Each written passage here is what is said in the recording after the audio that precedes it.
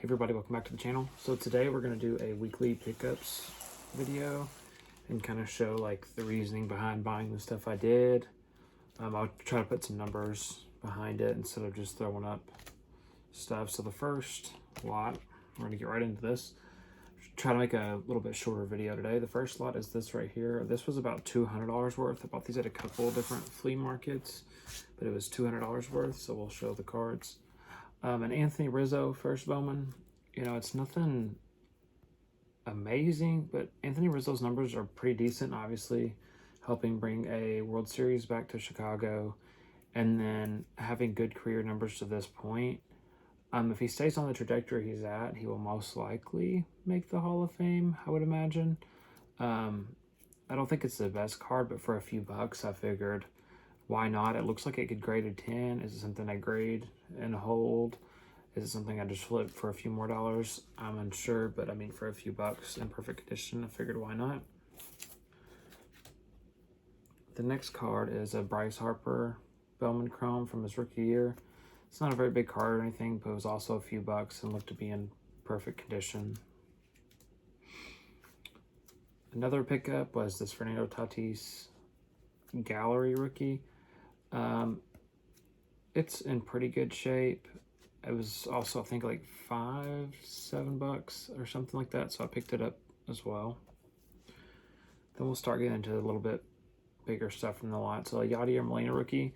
I think Yadi's going to make the Hall of Fame. His offensive numbers definitely aren't there, but when you consider the impact that he's had on St. Louis, multiple World Series, one of the best defensive catchers to ever play the game.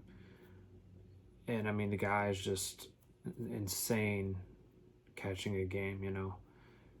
The amount of runners that try to steal against the Cardinals is so low just because of his presence. A LaDainian Tomlinson rookie. This was also, I think, like $5, nothing big, but it looked to be in great shape, so I thought, why not? And these all came from two different flea markets, one local to me and one in a different state. Bought this. This was like $10, which is about, I think, what they go for. But I think this will grade a 10. It looked to be perfect centering, no scratches, no imperfections. And it's one of those things you pay $25 to grade it. You have $35 in it, and it's like a $90 to $100 card. And me being in Kentucky, I think I can sell it relatively easy locally. And if not, I think De'Aaron's stock is just going to go up because it seems like every year he's just getting better and better.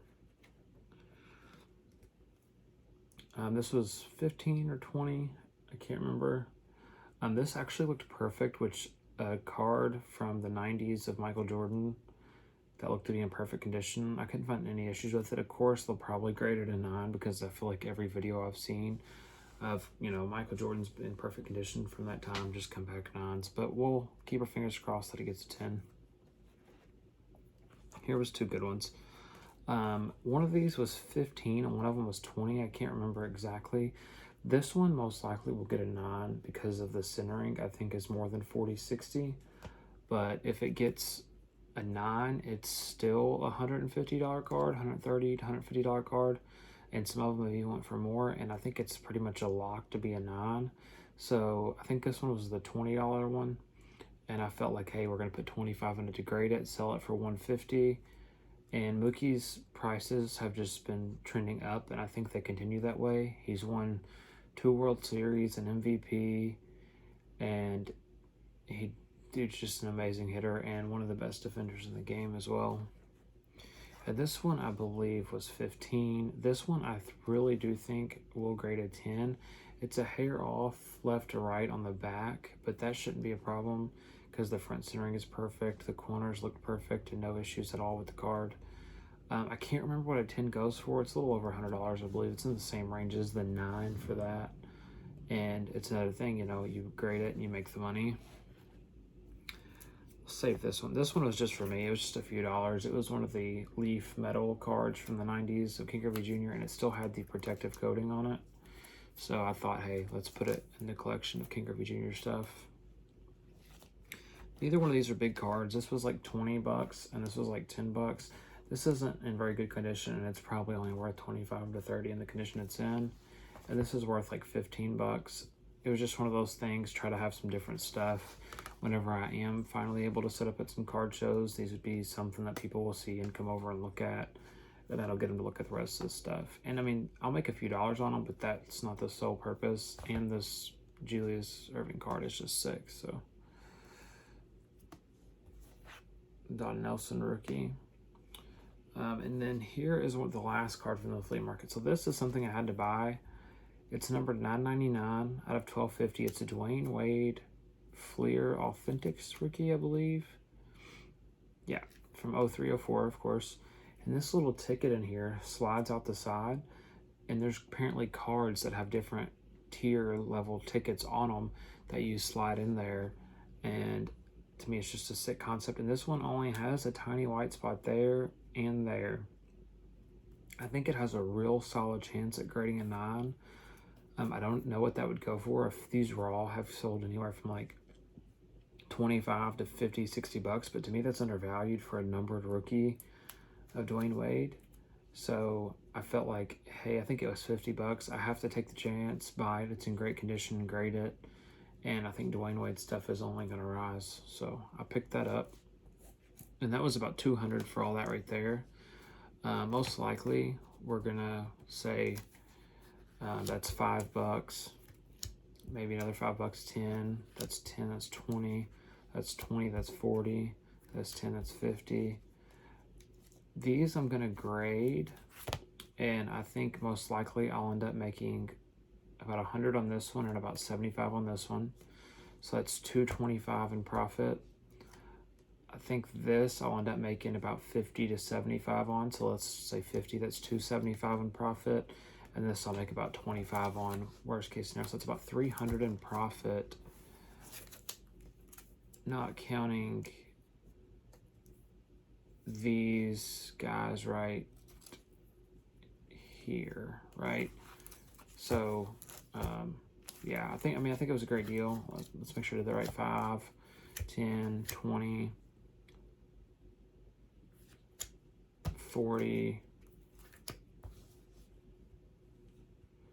50, and then we'll make our money back on all of this, right? So then these cards end up being where the big profit is. So about 300 bucks in profit. I picked this up off of eBay because Rafael Devers is killing it. I've never bought an SGC slab. It was my first one, but I looked the card over from the pictures and it looked perfect. And from what I've seen, SGC grade's pretty tough. And a numbered out of 150 Topps Chrome rookie of one of the hotter players this year, and the Red Sox have been doing good this year. And Rafi had a great year 2 years ago, a great rookie campaign, just absolutely killed the ball.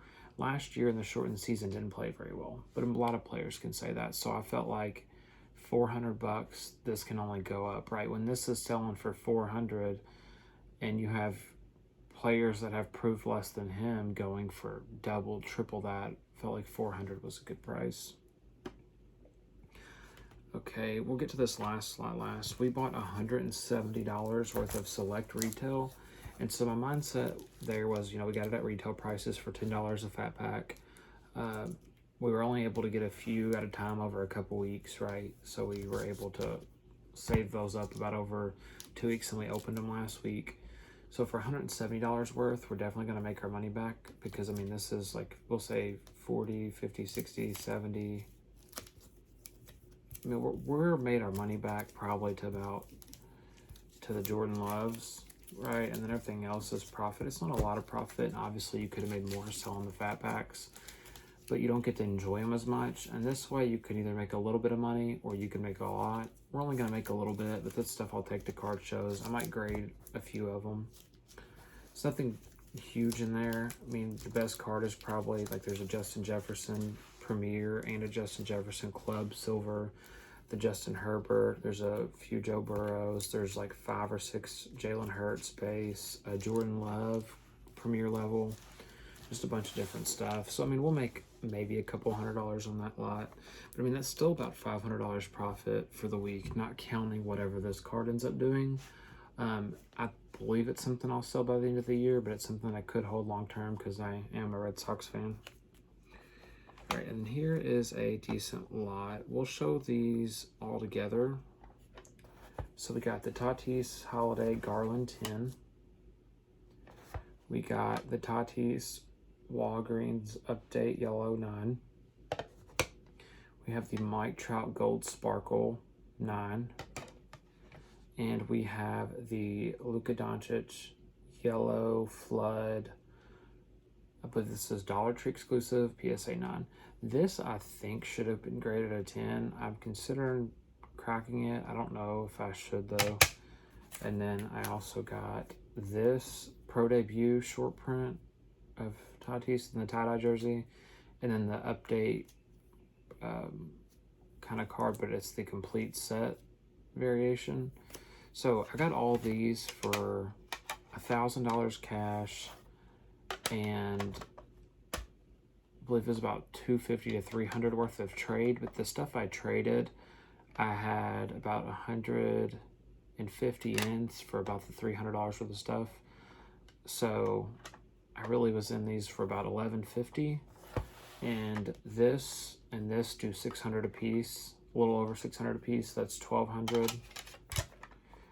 This does about 150 to 200, so that's about 1,400. This does over 100. We'll just say 100 is 1,500.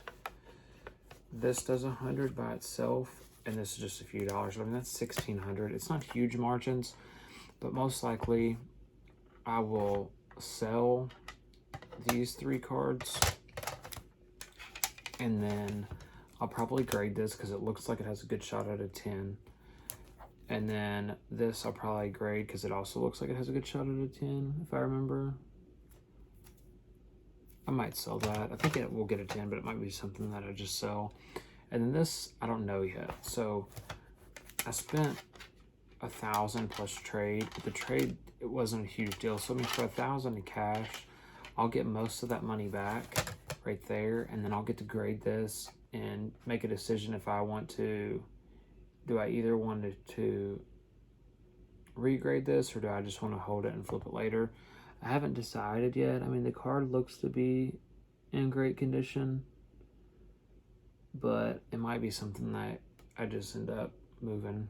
So, yeah, and then I also bought a couple sealed boxes. I can throw the screenshot up. I don't have them with me right now, but that's the pickups for the week. So, I mean, we got some crazy stuff, I guess, overall. Some pretty decent stuff. Nothing insanely huge. I do have a big card coming next week that I paid for about $1,500.